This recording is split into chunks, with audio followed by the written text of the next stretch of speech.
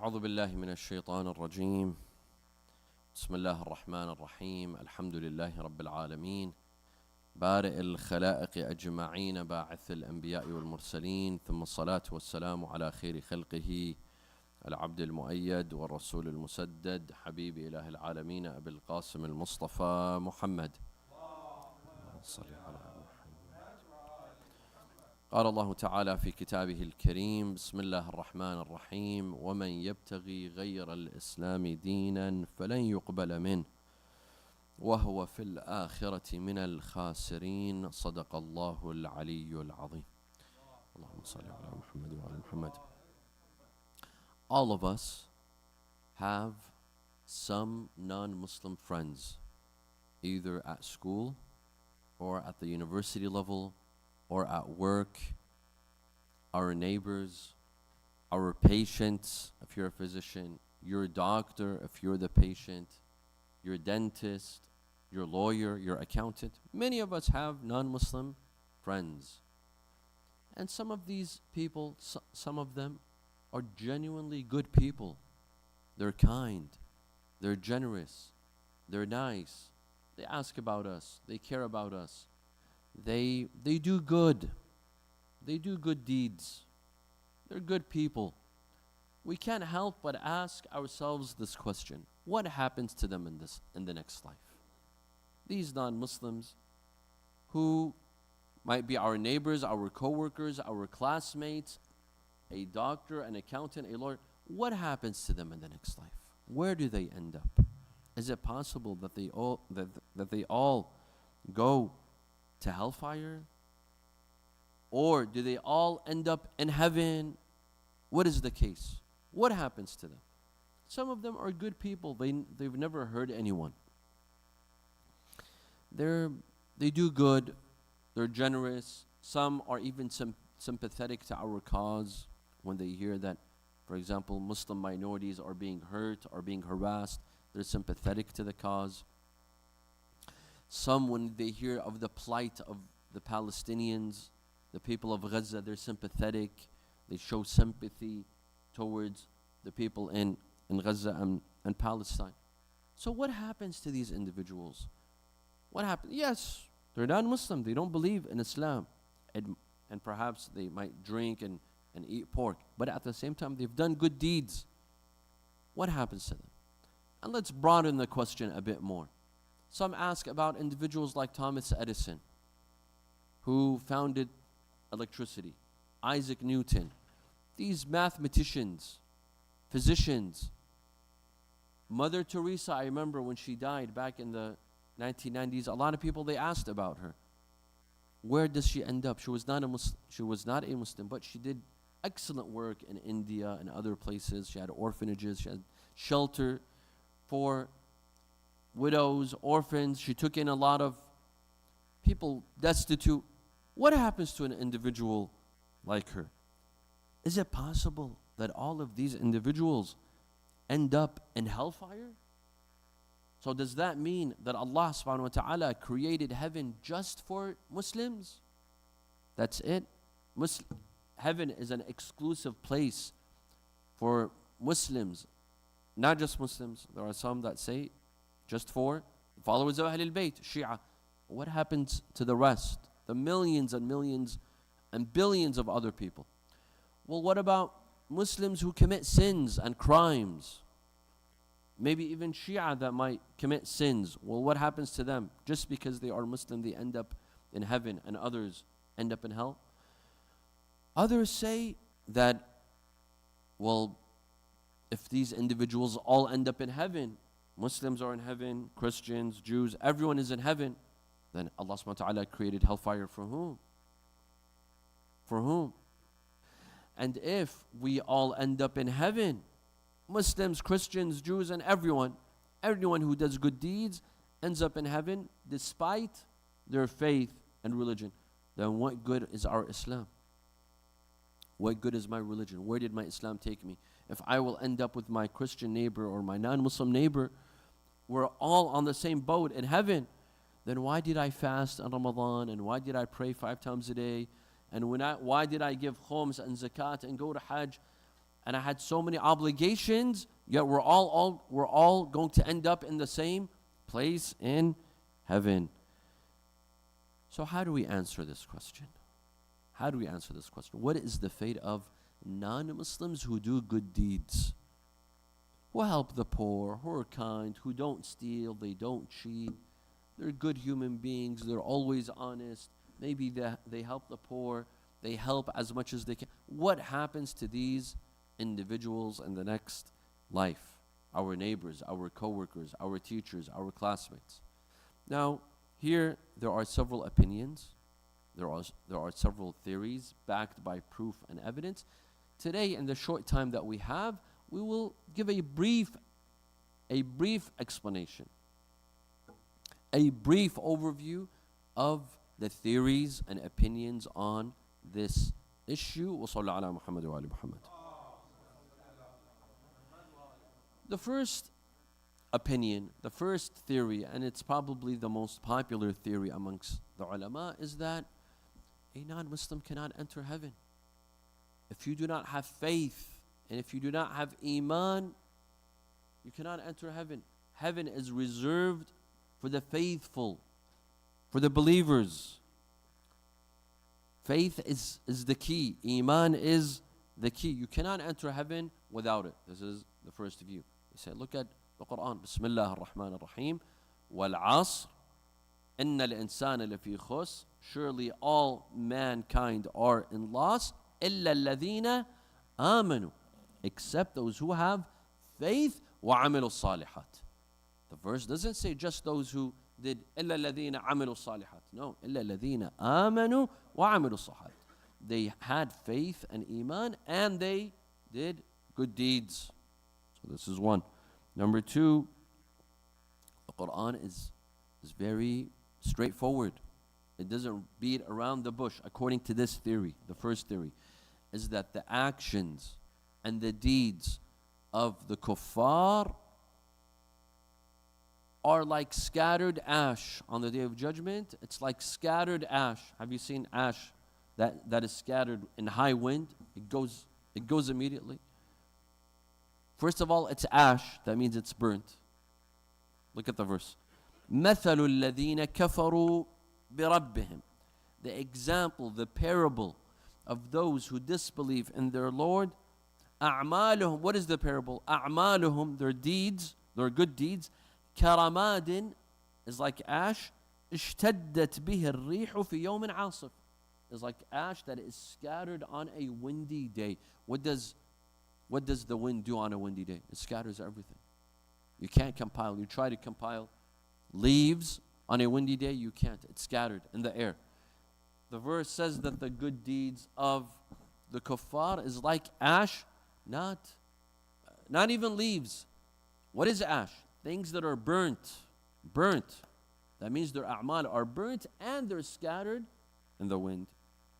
اشتدت بها الريح في يوم عاصف لا يقدرون مما كسبوا. They have no power, no will over what they've done. على شيء ذلك هو الضلال البعيد. And another verse, Allah says, we're still in the first theory that says heaven is reserved for Muslimin, mu'mineen, only for those who have iman.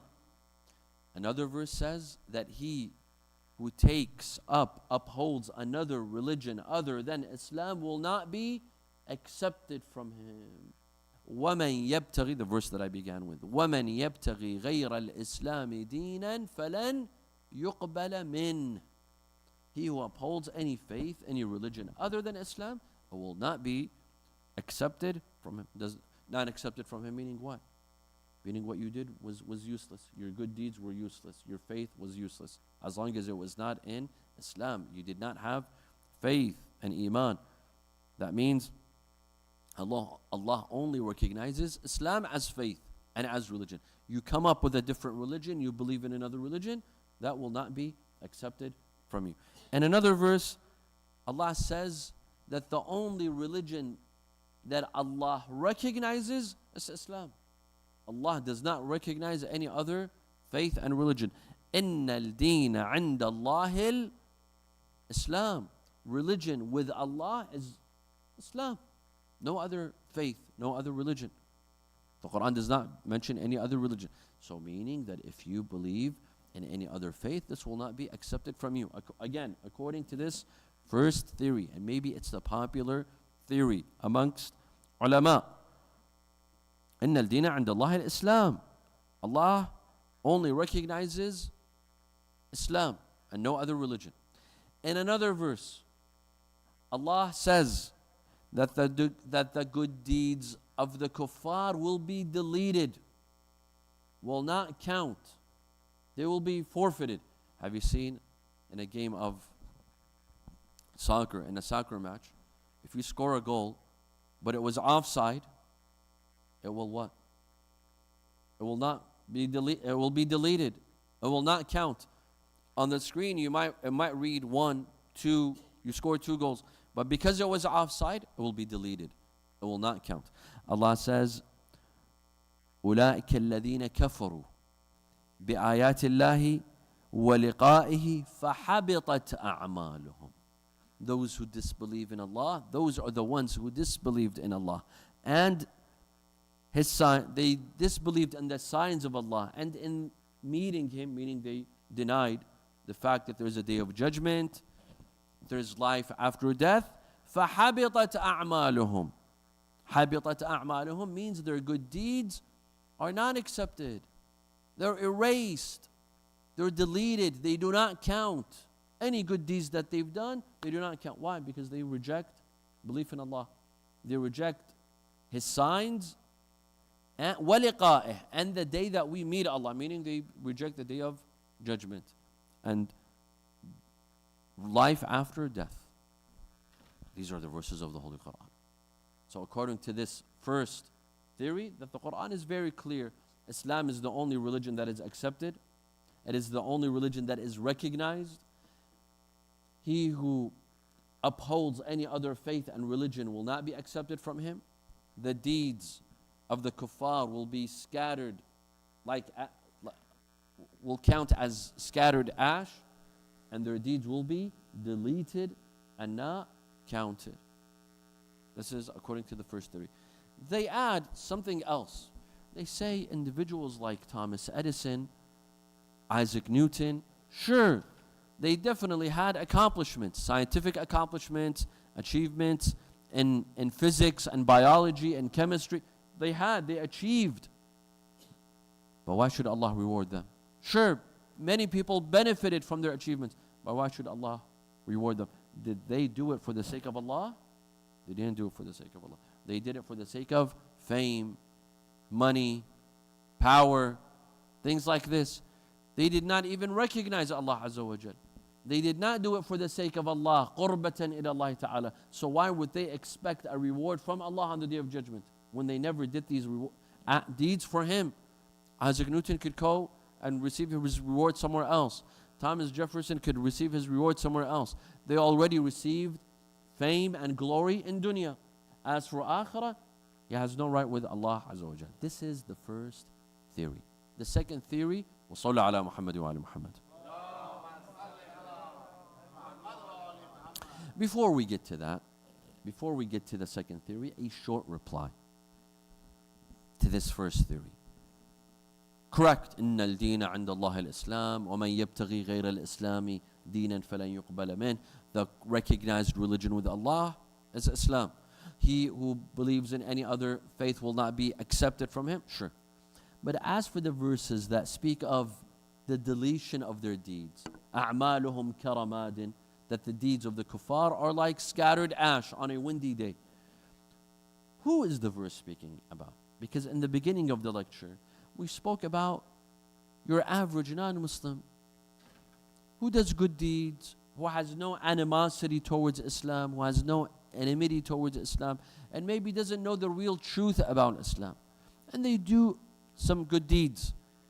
Their deeds will be scattered like ash.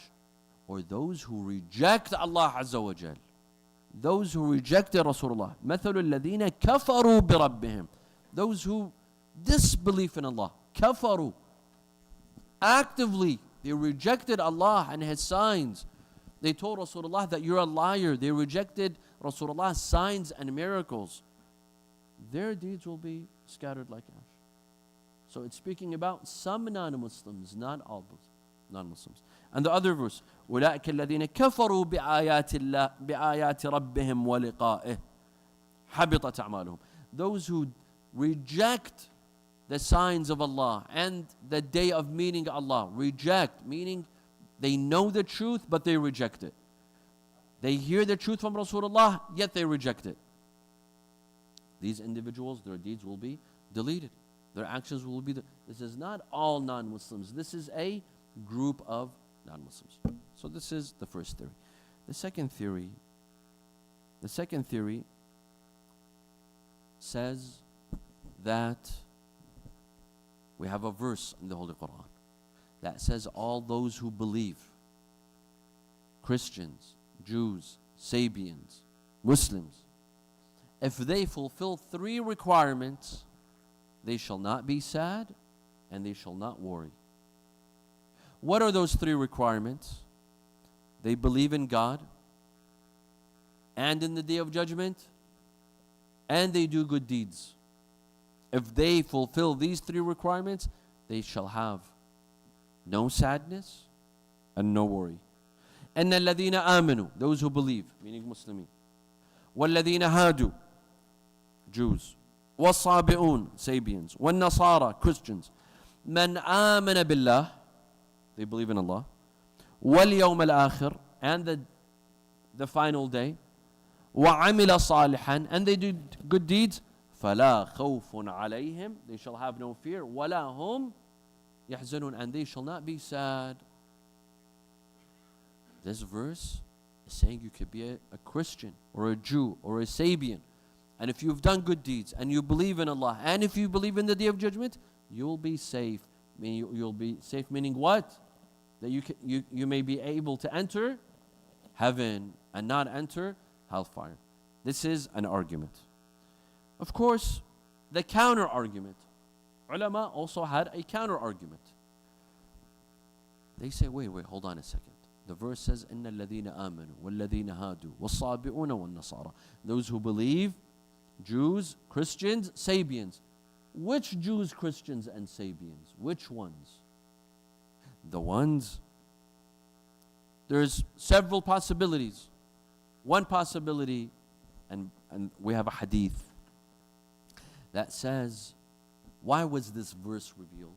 This verse, إن الذين آمنوا والذين هادوا والصابئون والنصارى. Why was this verse revealed? Because some of the Sahaba came to Rasulullah sallallahu alaihi wasallam. They told him, Ya Rasulullah, what happens to our fathers and grandfathers that never saw you, that never met you, that never said the Shahadatain? They did not have the privilege of meeting you. What will happen to them? But they were good individuals. They were Jews, Christians, Sabians. They were good people. They did good deeds, but they never saw you. They never said the Shahadatain. What will happen to them? Will they go to heaven or hell? This verse is revealed. إن الذين آمنوا والذين هادوا والصابئون والنصارى من آمن بالله واليوم الآخر وعمل صالحا فلا خوف عليهم ولا هم يحزنون. Those who believe, the Jews, Christians, Sabians, those who believe in God and the next day and did good deeds, they shall have no fear and they shall not be sad. So the verse, one possibility is it's speaking about the Christians and Jews and non-Muslims before Islam. Before Islam, not after Rasulullah sallallahu alaihi wasallam was sent. This is one possibility. Another possibility, this is a counter argument by some of the ulama. It says, if that all Jews, Christians, and Sabians, if they believe in God, the Day of Judgment, and do good deeds, they shall have no fear and shall be not sad. Then why did Rasulullah send Rasulullah? Why did Allah send Rasulullah? Why was Rasulullah sent as a prophet, as a messenger? If everyone's going on a bus towards heaven, all of the non-Muslims are entering heaven, then why send Rasulullah sallallahu alaihi wasallam? Why have the imams? Why send the Quran? Why convert to Islam if everyone is safe? Then why go through the challenge of becoming a Muslim and praying 5 times a day, with wudu, with ghusl, fasting in Ramadan, going to Hajj. Why do all of this? Why do all of this? So what's the purpose of sending Rasulullah if all of them are going to end up in heaven? This means that the verse is speaking about a specific group of Christians, Jews, Sabians, and non-Muslims. Who? Those, not just those who lived before Rasulullah sallallahu alaihi wasallam. No, even till today, Christians, Jews, Sabians, but those who did not discover Islam, those who are clueless about Islam, or received a distorted image of Islam. Their image of Islam is ISIS, Al-Qaeda, 9/11, bombings, killings.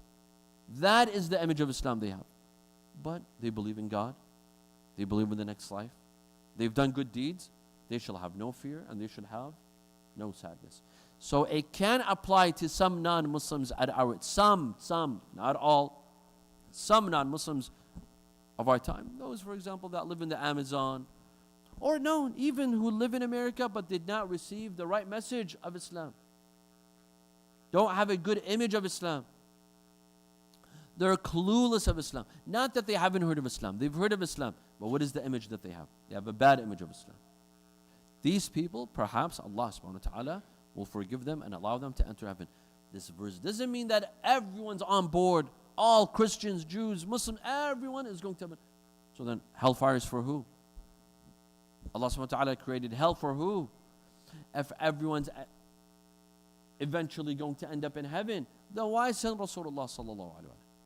What's the purpose of sending Rasulullah and sending down the Quran and all of this? If everyone, you're going to heaven and you're going to see your next door neighbors are non-Muslims as well. So what's the purpose? This is the second theory. The third theory was Sallu ala Muhammad wa ala Muhammad.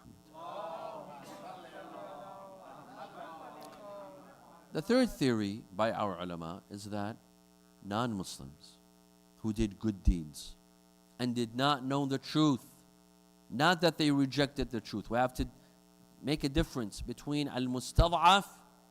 Mustad'af is someone who didn't know the truth, never discovered the truth about Islam, about Ahl al-Bayt, about Shi'ism. And there's a difference between this person and a person who knows the truth. They know the truth about the Quran and Islam, and they know this is the rightful religion, yet they don't wish to change. They don't wish to convert. There's an interest for them not to change. No, we're talking about the second group, the mustad'af. The ones that don't know, the ones that are naive, the ones that are ignorant, the ones that did not discover the truth. A third opinion says that on the day of judgment, Allah subhanahu wa ta'ala will test them again. On the day of judgment, they will have another test. So this is not, it has not been finalized yet whether they go to heaven or they go to hell. On the day of judgment, such individuals, mustad'afeen, who did good deeds, who were not insisting upon kufr, they will be tested on the day of judgment. A hadith from Imam al-Baqir alayhi salam says, Allahumma salli ala Muhammad wa ala Muhammad. إذا كان يوم القيامة احتج الله على سبعة. On the day of judgment, Allah will test 7 individuals on the day of judgment. Who? على الطفل, a child. A lot of people ask, where do children go? Do children go to heaven or do they go to a child that dies? Where does he end up going? There's a test. This hadith says they will be tested on the day of judgment. وَالَّذِي مَاتَ بَيْنَ النَّبِيِّينَ, and those who died in between prophets. So in between Isa alayhi salam and Rasulullah sallallahu alayhi wa sallam, there was a 500-year gap. There was a 600-year gap. So many people existed at this time. And they died. Where do they go? Where do they go? They'll be tested on the day of judgment. وَالشَّيْخ الْكَبِيرَ الَّذِي أَدْرَكَ النَّبِي صَلَّى اللَّهُ عَلَيْهِ وَآلِهِ وَهُوَ لَا يَعْقَلُ, or an old man who witnessed Rasulullah, but he couldn't comprehend. Maybe he was suffering from dementia. وَالْأَبْلَةِ, and someone who's not right in the head. Al-Ablah is not someone right. Ablah is someone who's very naive, very ignorant, someone who's clueless. وَالْمَجْنُونَ الَّذِي لَا يَعْقَلُ. And someone who's insane. A lot of people ask, where do insane people end up? Someone who's completely insane in dunya, when he dies, where does he go? Heaven, hell? They'll be tested. On the day of judgment, they will be given a mind. They will be in their right mind and they will be tested again. وَالْأَصَمْ وَالْأَبْكَمْ. Those who were mute and deaf and could not hear about Islam, nor did they accept Islam. كُلُّ وَاحِدٍ مِّنْهُمْ يَحْتَجُّ عَلَى اللَّهِ عَزَّ وَجَلَّ. These people, they will come on the day of judgment and they will say, we did not know the truth. Why do you take us to hellfire? Why are we being taken to hellfire? So on the day of judgment, they will be tested again. قال فيبعث الله عز وجل إليهم رسولا فيؤجج لهم نارا. Allah will send them a messenger on the day of judgment and will create a fire. فيقول أن ربكم يأمركم أن تثبوا فيها. Your Lord orders you to walk in this fire. فمن وثب فيها كانت عليه بردا وسلاما. He who walks in the fire, he'll be safe. He will be safe. As long as he obeys Allah and this messenger, he will be safe. وَمَنْ عَصَى سِيقَ إِلَى النَّارِ. And those who refuse to go into the fire, they will be taken to hellfire. This is one hadith. This is also a theory that non-Muslims who did good deeds, but they did not know the truth, they will be tested on the day of judgment. A fourth theory and opinion. وصلوا على محمد وعلى محمد. This theory, this is the final one and I will conclude. This theory says that non-Muslims who did not reject the truth, who were ignorant or maybe naive, they had pure hearts, they had good hearts, and they had good deeds. They performed good deeds. They helped the poor, the widows, the orphans, the needy. They supported the mu'mineen, they supported Muslims at times when they were in need. Yet they did not accept Islam, not because they rejected, because they were not exposed to the true version of Islam. These people, they will be rewarded somehow or another, whether it's in this life or in the next. They will be rewarded. Why? Because Allah Azza wa Jal states in the Quran, إِنَّا لَا نُضِيعُ أَجْرَ الْمُحْسِنِينَ. We shall not lose the reward of good doers. A good doer will be rewarded, whatever his faith or religion may be. Now, where is this reward? In dunya or in akhirah? The verse doesn't state. Perhaps it could be in dunya. Perhaps it could be in akhirah. إِنَّا لَا نُضِيعُ أَجْرَ الْمُحْسِنِينَ. Allah says we will not lose the reward of a good doer. Any good doer that does a good deed, you will see. وَمَنْ يَعْمَلْ مِثْقَالَ ذَرَّةٍ خَيْرًا يَرَهُ. He who does a good deed, the smallest size, the size of an atom, will see it. This is the view of Ayatollah Sheikh Nasr Makarim Shirazi, the author of Tafsir al-Amthal. He says that I believe this verse is so encompassing that any good doer, even if they're not Muslim, even if they're not mu'min, their good deed will not go unnoticed and unrewarded. They will be rewarded somehow, either in dunya or in akhirah. At the end of the day, we believe that Allah subhanahu wa ta'ala is all generous and all merciful and all encompassing. I conclude by saying this is a scholarly debate. This is left for the ulama. It's a difficult debate because it involves a lot of verses in the Holy Quran, a lot of narrations. All of these have to be taken into consideration. All of the verses and narrations have to be taken into consideration. And this is a debate left for the ulama, not for the lay to say, well, in my opinion, non-Muslims all go to heaven. Or in my opinion, non-Muslims go to hell. No. This is not left for regular people to have opinions. This is the opinion of ulama. And at the end of the day, no one holds the keys to heaven. No one holds the keys to heaven. So it's not my job to let people enter heaven, nor is it my job to let people leave heaven and enter hellfire. The one who holds the keys to heaven and hell is Allah Azza wa Jal. Bismillah ar-Rahman ar-Rahim. اللهم إني أسألك أن تجعل فيما تقضي وتقدر من الأمر المحتوم في الأمر الحكيم من القضاء الذي لا يرد ولا يبدل أن تكتبنا من حجاج بيتك الحرام المبرور حجهم، المشكور سعيهم، المغفور ذنوبهم، المكفر عنهم سيئاتهم، وأن تجعل فيما تقضي وتقدر أن تطيل عمري في خير وعافية، وتوسع في رزقي، وتجعلني ممن ينتصر به لدينك، ولا تستبدل بي غيري. أعوذ بجلال وجهك الكريم أن ينقضي عني شهر رمضان أو يطلع الفجر من ليلتي هذه ولك قبلي تبعة أو ذنب تعذبني عليه. ولأرواح المؤمنين والمؤمنات. الفاتحة مع الصلوات.